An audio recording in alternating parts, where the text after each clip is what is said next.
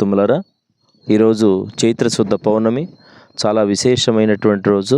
ప్రతి పౌర్ణమి భగవంతుడైన శ్రీకృష్ణ పరమాత్మకు అత్యంత ప్రీతిపాత్రమైనది. ఏకాదశి ఉపవాసానికి ఎంత ముఖ్యమైన రోజో పౌర్ణమి సాధనకి బృందావనంలో పౌర్ణమి చాలా విశేషంగా భావిస్తారు. ఈ పౌర్ణమి నాడే గోవర్ధనగిరి చుట్టూ పరిక్రమ జరుగుతుంది. పౌర్ణమి నాడే మహారాస క్రీడ జరిగిందని చెప్తారు. అటువంటి మహాపర్వదినం ప్రతి పౌర్ణానికి అఖండ హరినామ సంకీర్తన ఏకాహం 24 గంటలు ఎన్నో పౌర్ణాలు ఆ విధంగా జరుగుతూ వస్తున్నది. ఈ పౌర్ణమి కూడా స్వామివారి యొక్క రాధాగోవింద ఆశ్రమంలో ఈ హరినామ సంకీర్తన 24 గంటలు జరుగునట్ల భగవదాజ్ఞ అయినది. కావున యావన మంది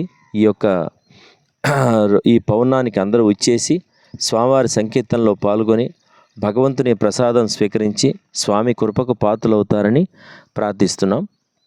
ఈ యొక్క పౌర్ణానికే గుంటూరు శ్యామలానగర్లోని శ్రీ రాధా గోవింద మందిరం వార్షికోత్సవం జరుగుతుంది. ఈ రోజున స్వామికి పంచామృత అభిషేకం.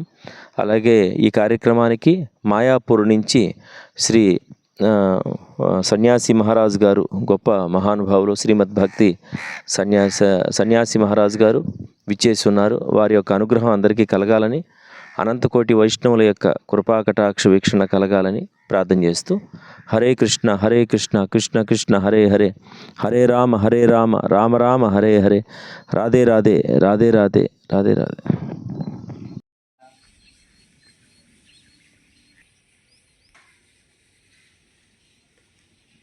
దినం నాడైనా ఏ సంకీర్తన ప్రారంభించేటప్పుడైనా గోపూజ చేయటం అనేది ఆనవాయితీ.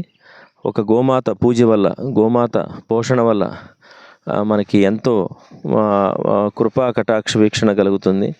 అటువంటి గోపూజ చాలా విశేషమైనటువంటిది. ఎక్కడ గోవు పోషించబడుతుందో, ఎక్కడ గోవు పూజించబడుతుందో, ఎక్కడ గోమాతని సేవిస్తారో పూజిస్తారో అక్కడ సకల దేవీ దేవతలంతా ఉంటారు. సాక్షాత్ శ్రీకృష్ణ భగవానుడు నడయాడుతుంటాడని చెప్తారు.